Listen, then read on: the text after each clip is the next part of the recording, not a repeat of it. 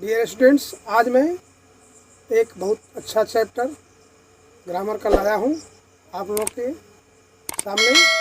वो है preposition. Preposition grammar का एक बहुत ही सुंदर टॉपिक है। आज हम लोग प्रीपोजिशन का अध्ययन करेंगे। प्रीपोजिशन क्या है मैं इसके पहले वाले वीडियो में बता चुका हूँ। आज भी इसे पुनरावृत्ति कर रहा हूँ। प्रीपोजिशन क्या है पहले समझे। प्रीपोजिशन क्या है।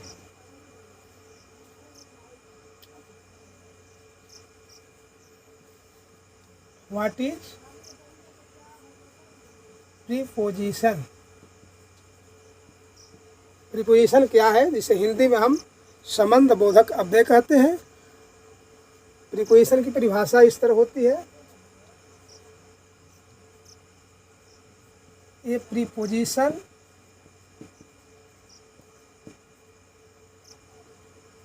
Is a word which is usually used before a noun or a pronoun is called preposition। इस तरह हम प्रीपोजिशन की परिभाषा हुई। प्रीपोजिशन क्या है। प्रीपोजिशन वह शब्द है जो किसी नाउन प्रोनाउन के पहले आता है और उस नाउन प्रोनाउन का संबंध वाक्य के किसी दूसरे शब्दों से कराता है। वो जो है प्रीपोजिशन उस नाउन प्रोनाउन का संबंध जिसके पहले वो आता है उसका संबंध किसी अन्य वाक्य की किसी अन्य शब्दों से कराता है। जैसे for example, I came at 4 o'clock।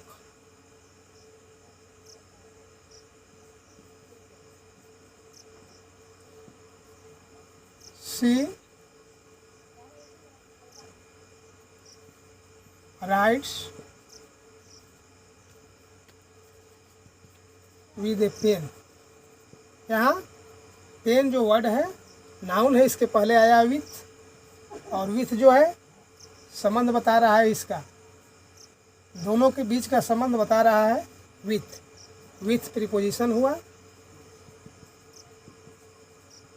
पहले सेंटेंस में एट प्रीपोजिशन हुआ, दूसरे सेंटेंस में विथ प्रीपोजिशन हुआ। इस तरह हम लोग प्रीपोजिशन का कंसेप्शन को कंसेप्ट समझे। अब दूसरा है, कुछ महत्वपूर्ण प्रीपोजिशन है जिसको हम अध्ययन करेंगे, जो बहुत ही यूजफुल है सारे बच्चों के लिए।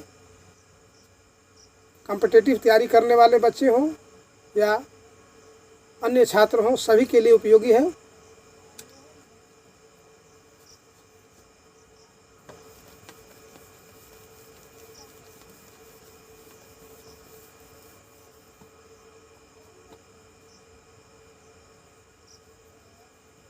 The use of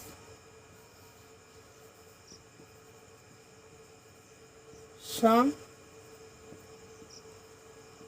important prepositions।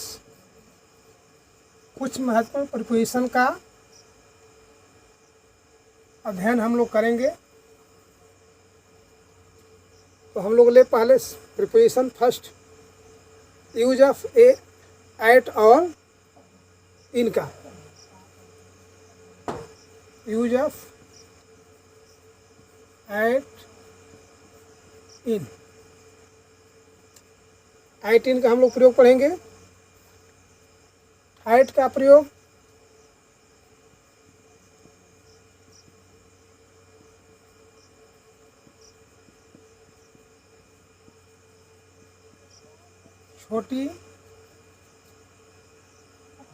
छोटे स्थान या जगह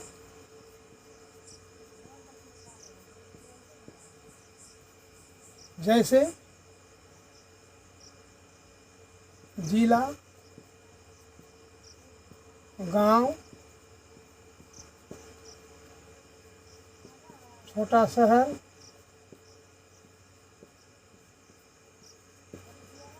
के लिए किया जाता है।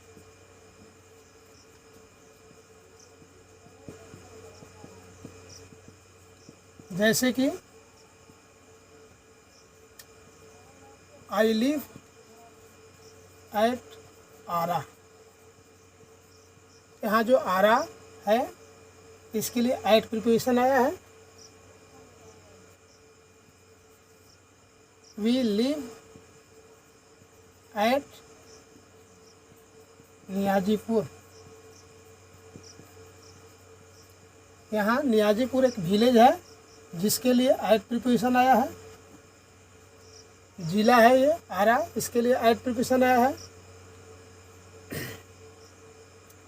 अब हम पढ़ेंगे इन का प्रयोग। ये मे के अर्थ में पढ़ रहे हैं। मे के अर्थ में हम लोग पढ़ रहे हैं। इन का प्रयोग बड़े स्थान जैसे कि देश, महादेश, बड़ा शहर के लिए किया जाता है।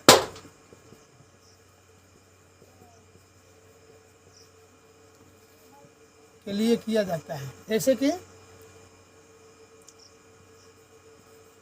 आई लिव इन दिल्ली, यहाँ इन का प्रयोग इसलिए हुआ कि दिल्ली एक बहुत बड़ा शहर है, इसके लिए हम इन का प्रयोग करेंगे। India is in Asia, Bharat Asia में है, यानी एशिया महादेश है, बड़ा है, इसलिए इसके लिए इन प्रीपोजिशन का प्रयोग हुआ है। यहाँ इन का प्रयोग किया जाएगा।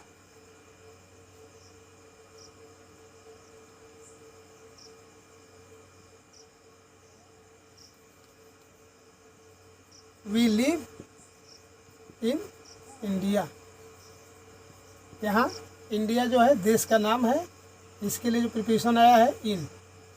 इस तरह हम लोग एट और इन का प्रयोग पढ़े मे के अर्थ में, इसके कंसेप्ट को समझे। अगला प्रीपोजिशन हम लोग पढ़ेंगे। अगला प्रीपोजिशन जो है हम लोग पढ़ते हैं इन इनटू।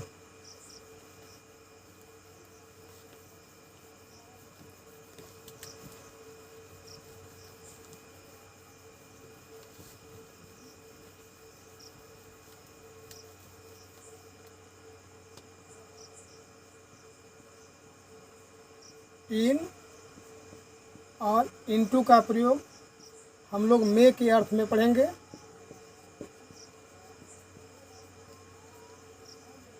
इन का प्रयोग कब होगा? इन से स्थिरता का बोध होता है या किसी घेरा कमरा या किसी जगह के अंदर रहने का बोध होता है।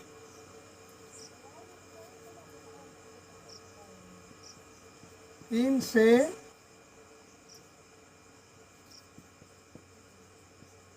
स्थिरता का बोध होता है, यानी इन जो है रेस्ट का बोध कराता है, स्थिरता का बोध कराता है। और जैसे कि या किसी छोटे घर कमरा के अंदर रहने का बोध होता है, इससे किसी छोटे घर कमरा इत्यादि के अंदर रहने का बोध होता है। जैसे कि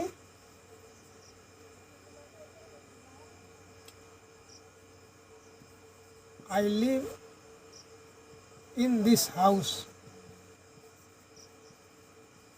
यहाँ इन का प्रयोग हुआ है, घर का अंदर रहने का बोध होता है इससे, इसलिए इसे इन का प्रयोग किए हैं।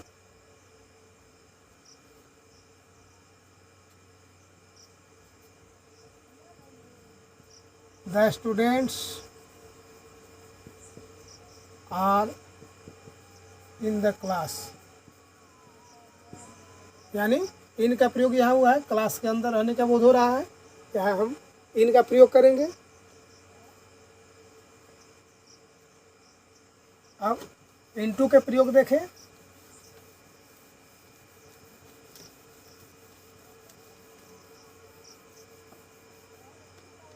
ये इनटू का प्रयोग हम लोग देखेंगे। इनटू के प्रयोग से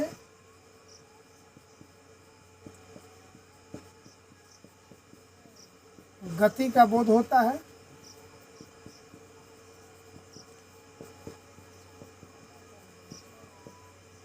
यानी इससे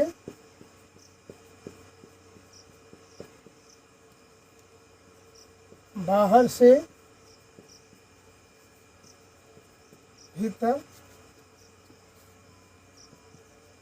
जाने का बोध होता है।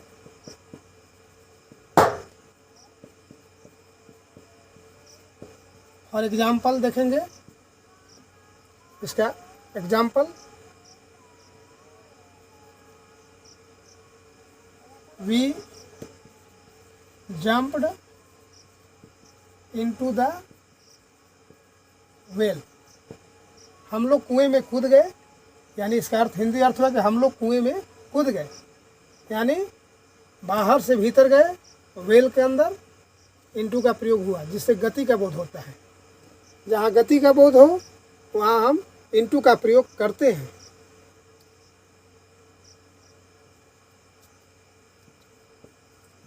दे केम इनटू द क्लास, यहाँ इनटू का प्रयोग हुआ क्योंकि वे लोग क्लास में आए, वर्ग में आए, बाहर से भीतर आए, इससे गति का बोध हुआ, यहाँ इनटू का प्रयोग हुआ। ये दोनों प्रीपोजिशंस से गति का बोध होता है, बाहर से भीतर जाने का बोध होता है। अब हम अगले प्रीपोजिशन की देखेंगे। अगला प्रीपोजिशन है with bye.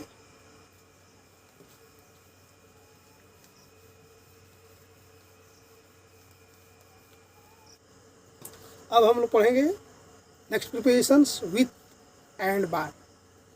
Use of with,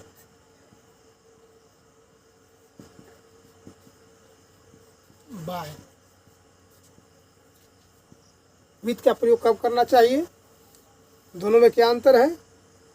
with का प्रयोग किसी कार्य के लिए प्रयुक्त इंस्ट्रूमेंट के लिए किया जाता है। विथ का प्रयोग किसी कार्य के लिए प्रयुक्त इंस्ट्रूमेंट, औजार के लिए किया जाता है। For example, I right with a pen, the snake was killed with a stick। यहाँ पेन जो है एक इंस्ट्रूमेंट है, एक औजार है, जिसके साथ विथ का प्रयोग हुआ है। यहाँ स्टिक है, एक औजार है जिसके साथ विथ का प्रयोग हुआ है। इस तरह विथ का प्रयोग हो। अब हम लोग बाय का प्रयोग पढ़ेंगे। विथ का प्रयोग है और थोड़ा सा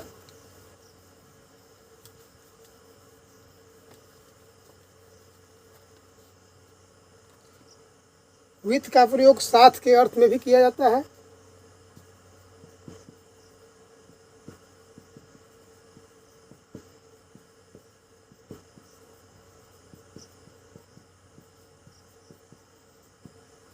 साथ के अर्थ में भी किया जाता है। फॉर एग्जाम्पल,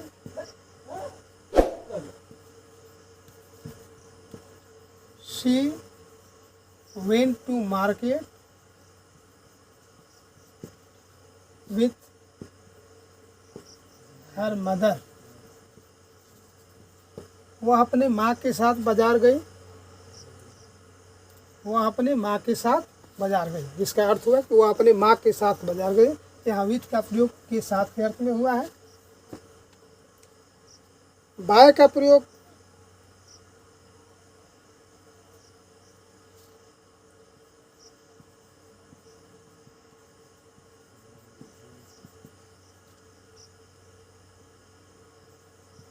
के द्वारा के अर्थ में डूअर या एजेंट के साथ किया जाता है। For example, the book was written by me. यहाँ डूअर जो है मी है।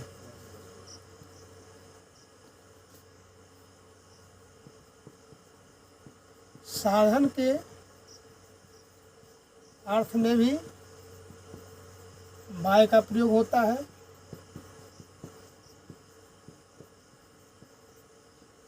जैसे we went to Patna by bus. साधन के भी अर्थ में इसका प्रयोग करते हैं, विथ का प्रयोग करते हैं। अब हम लोग अगला प्रिपरेशन पढ़ेंगे, बिटवीन और एमोंग का प्रयोग। बिटवीन का एमोंग का प्रयोग के बीच के अर्थ में किया जाता है। बिटवीन का प्रयोग दो व्यक्तियों या वस्तुओं के बीच के लिए होता है।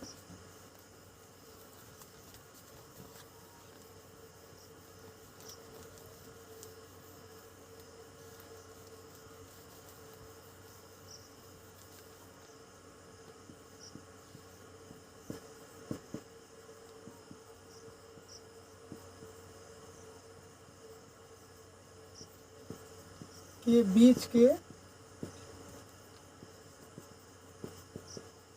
अर्थ में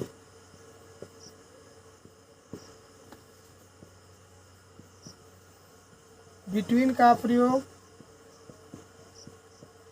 दो व्यक्तियों या वस्तुओं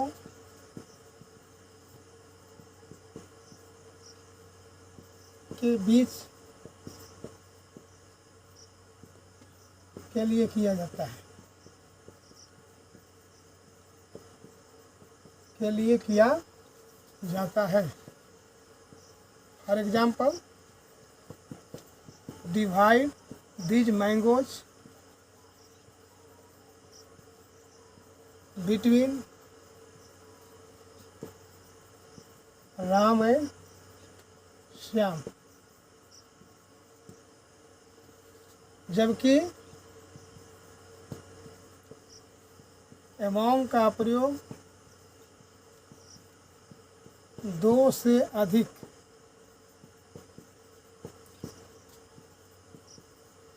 व्यक्तियों या वस्तुओं के लिए। For example, divide these mangoes among Ram, Shyam and Mohan. इस तरह इसका प्रयोग दो से अधिक के लिए किया गया।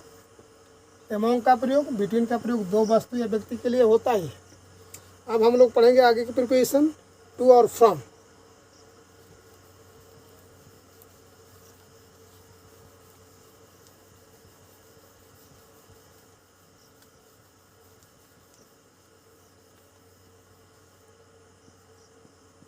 Use of to from,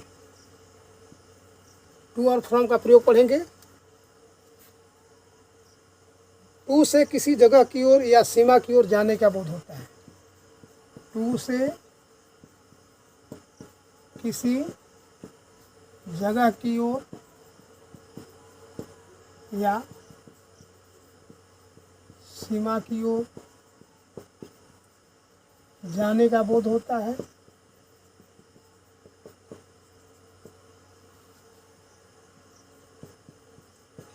for example,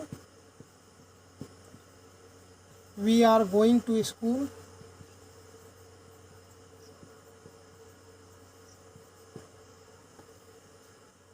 from से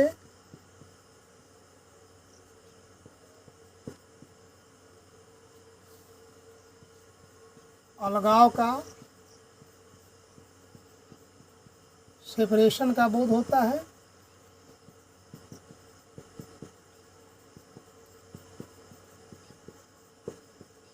जैसे for example, they are coming from Patna, यानी पटना जो है यहाँ से अलग हो रहे हैं पटना से, इसलिए फ्रॉम का प्रयोग हुआ।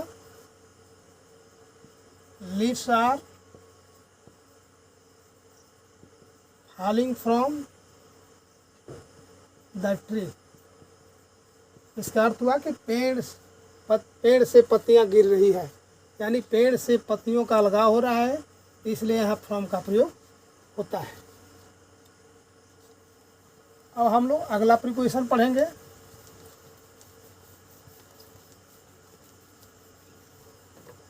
अगला प्रीपोजिशन है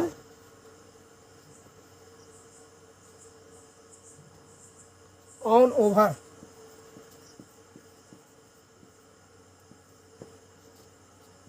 ऑन से स्पर्श का बोध होता है।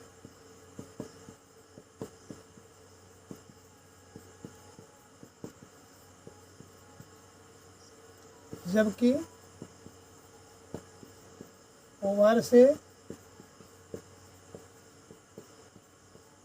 स्पर्श का बोध नहीं होता है। जैसे there is a pen on the table, यहाँ टेबल और पेन दोनों का स्पर्श हो रहा है, यहाँ ऑन प्रीपोजिशन हुआ, ऑन का प्रयोग होगा।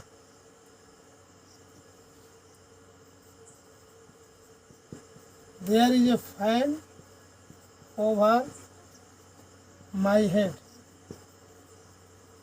मेरे सिर के ऊपर एक पंखा है, यानी पंखा जो है ये टच नहीं कर रहा है, इसके लिए ओवर का ही प्रयोग होगा।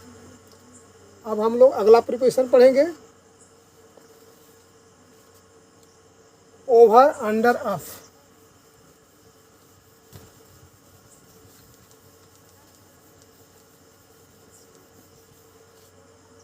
ओवर अंडर ऑफ, ओवर का प्रयोग के ऊपर,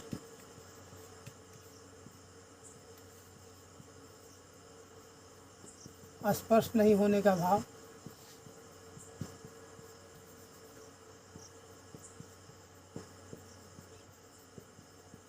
जैसे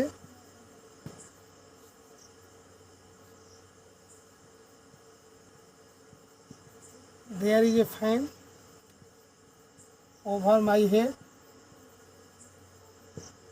अंडर का अर्थ होता है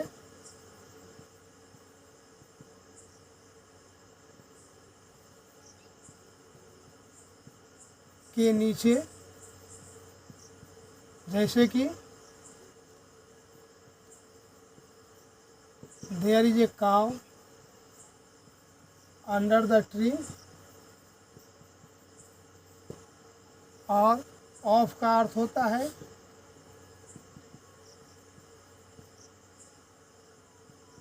का, के, की। What is the price of this pen, इस पेन की कलम क्या है, इस पेन की कीमत क्या है। यहाँ का के लिए ऑफ का प्रयोग हुआ, यहाँ के नीचे के लिए अंडर का प्रयोग हुआ, यहाँ के ऊपर के लिए ओवर का प्रयोग हुआ। इस तरह हम लोग पढ़ लिए ओवर, अंडर, ऑफ। आगे पढ़ेंगे हम लोग ऑन, एट का प्रयोग।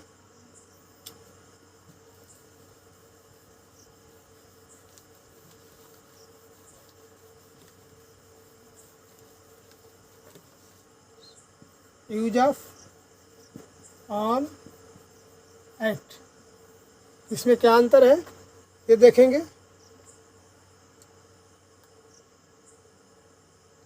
ऑन का प्रयोग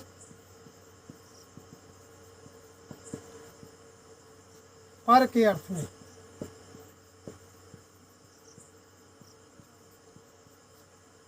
में, दिन या तारीख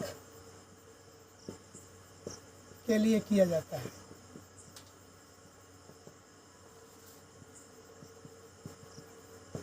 for example, we live on the earth,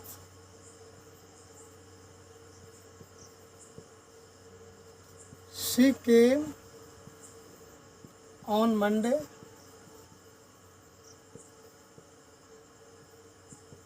India became free on 15th August 1947। यहाँ पर के अर्थ में ऑन का प्रयोग हुआ, यहाँ दिन है इसलिए ऑन का प्रयोग हुआ, और तारीख के लिए भी ऑन का प्रयोग होता है, 15 अगस्त 1947। अब हम ऐट के प्रयोग पर विचार करेंगे। ऐट का प्रयोग कब करना चाहिए। ऐट का प्रयोग पर के अर्थ में किया जाता है। इसका प्रयोग छोटे समय,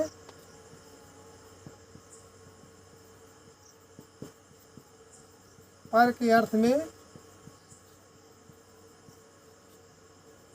छोटे समय, ऐट का प्रयोग पर के अर्थ में होता है छोटे समय दर सूचित करने के लिए किया जाता है। छोटे समय एवं दर सूचित करने के लिए किया जाता है। फॉर एग्जाम्पल,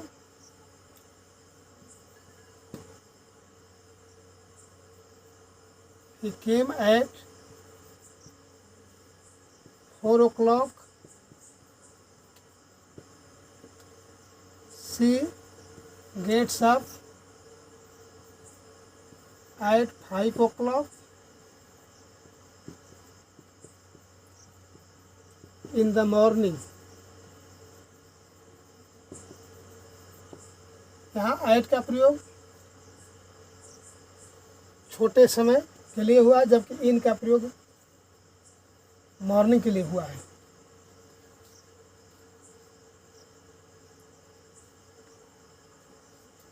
दर के भी अर्थ में इसका प्रयोग होता है। ही सेल्स राइस एट 25 रुपीज,